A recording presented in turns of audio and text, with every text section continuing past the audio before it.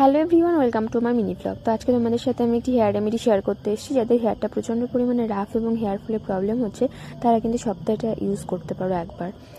তো তার জন্য প্রথমেই লাগছে দুটো মাঝারি সাইজের পেঁয়াজ, লাগছে অ্যালোভেরা জেল, ক্যাস্টর অয়েল এবং ভিটামিন ই ক্যাপসুল। তো প্রথমে পেঁয়াজটাকে এভাবে স্যালাড মেশিনে ভালোভাবে কুড়িয়ে নিতে হবে এবং সেটার থেকে রসটা বার করে নিতে হবে।